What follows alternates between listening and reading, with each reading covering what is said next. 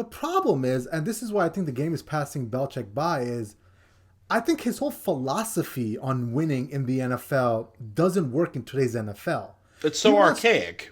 he wants to win with good defense and running the ball. That formula helps you win 7 in a row in the regular season against bad competition. That formula does not bridge the gap in the playoffs between Josh Allen and Mac Jones. You understand me? Like, no amount of coaching by Belichick or scheming or genius or running attack by Bill Belichick was going to be able to slow down that offense this past Saturday against the Buffalo Bills. And that's my bigger point is I think Belichick, he'll never do this because he'll never want to admit defeat, especially with what happened with Brady. I mean, the fact that he pushed him out the back door, and now this is 2 years in a row.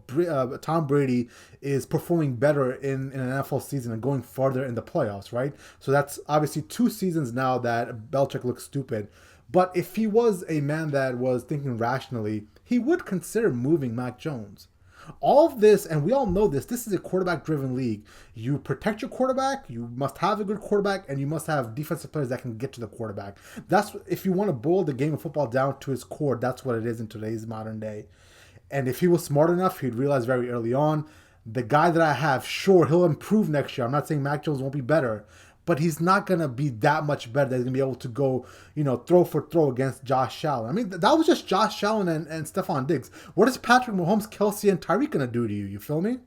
Mm-hmm.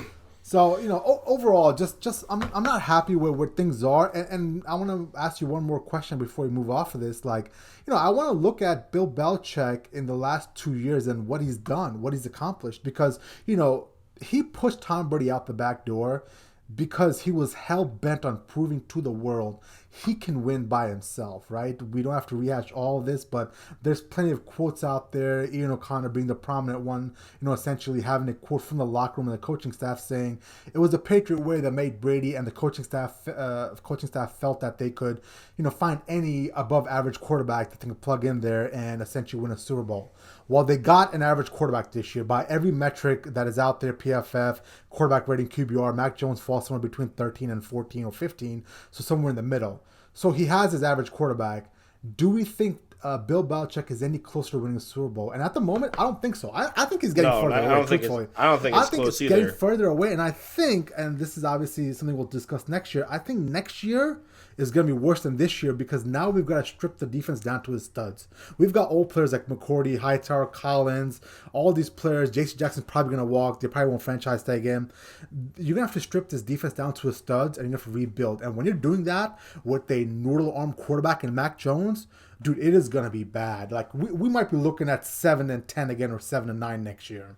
No doubt. And I'm with you too. And I honestly think they move back a step or two from the Super Bowl, finish line. And I heard a couple of people bring this up, like Deshaun Watson. I think Nick Caserio had a presser today, and they talked about the future of Deshaun. And he basically, I'm paraphrasing here, but it sounded like Deshaun is going to be moved in the offseason, probably before free agency, definitely before the draft, with all these picks and whatnot.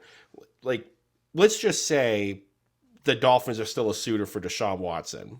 Like, then what are you going to do? Like, you know what I mean? So like, now you're facing Josh Allen and Deshaun Watson, and you have an average quarterback, not even really like average league wide. I guess a fair comp might be like, let's be honest, is comparing him to Teddy Bridgewater like that far, like a bridge too far. I think I honestly much don't. Better arm than him. You know what I'm saying? Like, I don't think it's that far of a bridge to cross. What are you going to do then? Like, if Russell Wilson becomes available, like, you're telling me you're not going to pick up the phone and call John Snyder out in Seattle.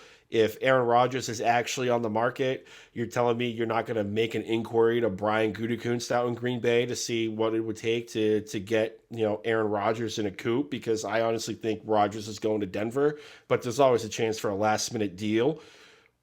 You got to be man the phones, because Bill's what? He's going to be 70. He's not going to live through another rebuild. Like, he wants to win now one more time before he finally hangs up the homeless hoodie. Like, you're going to have to make a splash.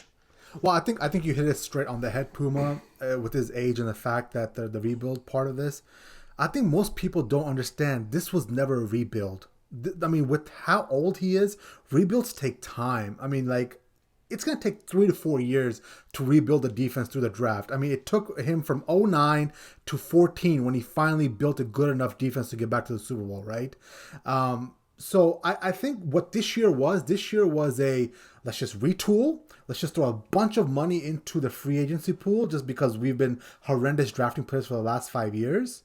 And we'll just pick a quarterback with obviously a lower ceiling than Trevor Lawrence or Justin Fields. We'll just take the guy most pro ready because we want to win now. And I think that's truly the plan. And if that is the real plan, then they failed miserably. Seriously, they failed miserably. You spent $160 million worth of Kraft's money, and you got 7 more wins out of it. I'm sorry, 3 more wins out of it over last year's 7-9, and you've got just basically annihilated off the face of the earth in the worst, most embarrassing loss in Patriots history. And if I'm Robert Kraft, that's a hard pill to swallow this morning.